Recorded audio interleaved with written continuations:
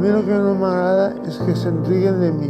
Però quan jo faig riure m'ho passo divinament, però quan se'n riuen de mi és mala fe, ho passo molt malament, perquè tinc una malaltia que és bipolar, que ja veig les puges a l'estat cim i al moment, o al poc temps, baixes al final. I soc molt sentimental, ploro, i me cauen les llàgrimes dels ulls. L'any passat, al novembre, va vindre l'Alfred Porres, que és el director de l'Aula al Pati, i em proposava fer el projecte Inside Out Project aquí a Amposta. En un principi era una idea inicial, ens va agradar molt la idea, però no sabíem molt bé en quin col·lectiu fer-la o a quina paret, havíem de buscar una paret d'Amposta. El projecte surt de la línia de treball habitual de l'Aula al Pati, que és un programa. El seu objectiu principal és generar projectes per aconseguir que col·lectius de l'àmbit d'acció del pati puguen tindre un vincle en el centre d'art que no sigui simplement el vincle d'espectador. És a dir, que puguen participar des d'una perspectiva d'autoria i de participació col·laborativa. Al llarg d'aquests anys hem fet projectes en diferents col·lectius, escoles, instituts del territori. L'Escola d'Art Esardi habitualment fem un projecte cada any dins del marc d'un programa que es diu Hibridacions i Contextos, i cada any com a mínim intentem involucrar un col·lectiu en un projecte, a banda d'altres activitats que fem, com per exemple les jornades pedagògiques, que habitualment estan ubicades a la tardor. I a partir d'aquí vam anar a parlar amb la directora de la Fundació Pere Mata, li vam explicar el projecte, sabíem que no era fàcil, perquè és un projecte que implica haver de donar la cara, haver de fer fotos, cosa que és més complicat que simplement vindre a una activitat i marxar, i a més havíem de demanar que ens deixessin una paret per a poder penjar fotos. I la veritat és que la seva resposta de seguida va ser que sí i vam començar a treballar. Hem tingut una gran acollida. De fet, el que ha donat sentit al projecte, més enllà de tot el plantejament, és precisament que ha tingut valor per a les persones que han participat. Que la gent prengui consciència de lo que és la malaltia mental, que possiblement hi ha moltíssima gent que pel tema de l'estigma i encara no està preparada per a rebre a un malalt mental o tindre l'entorn familiar, que el que hem de fer és no amagar-lo, és treure'l al carrer.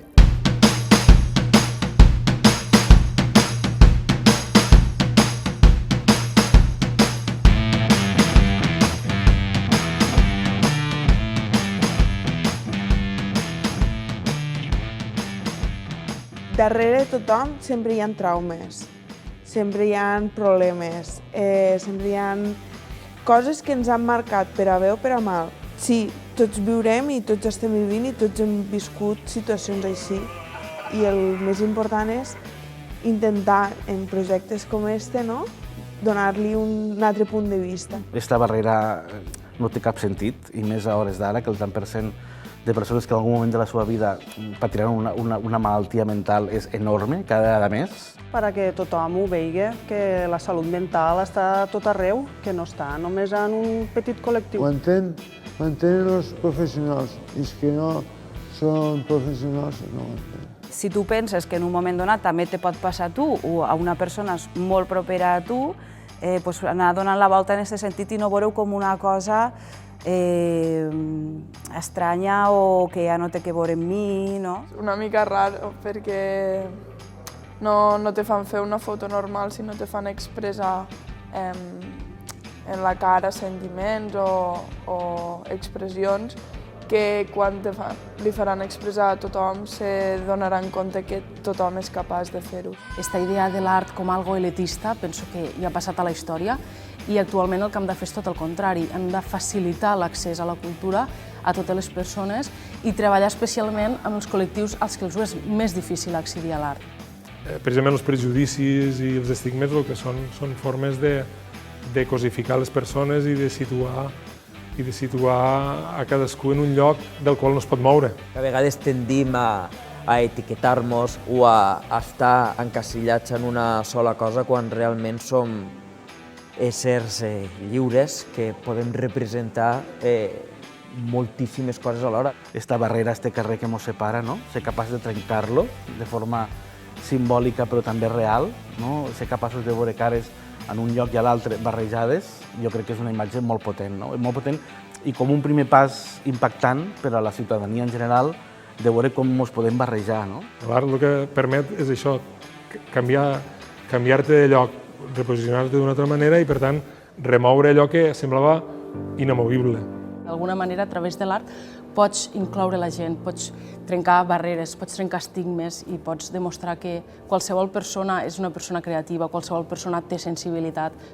Pensem que tots han d'anar maquillats i pintats com es fan una foto i una persona pot ser atractiva igualment encara que no vagi en aquesta cosa preparada, no? O de postureo. Qualsevol persona pot ser fotografiada i a més en gran, no? Que té els riscos. Este primer exemple en gran té riscos per a la persona que s'exposa, no? Però qualsevol, evidentment, pot ser protagonista. I el resultat final, la veritat és que per a nosaltres és molt satisfactori, perquè no només hem aconseguit aquesta inclusió amb els pacients del Pere Mata, sinó que ha acabat sent una inclusió que va molt més enllà. Els resultats són homes, dones, persones de totes les edats, hi ha gent gran, hi ha xiquets molt petits, hi ha xiquets d'un any, hi ha persones de diferents religions, persones de diferents orígens, però el que buscàvem era això, precisament veure que quan ens fem una foto i ens descontextualitzem, tots som iguals.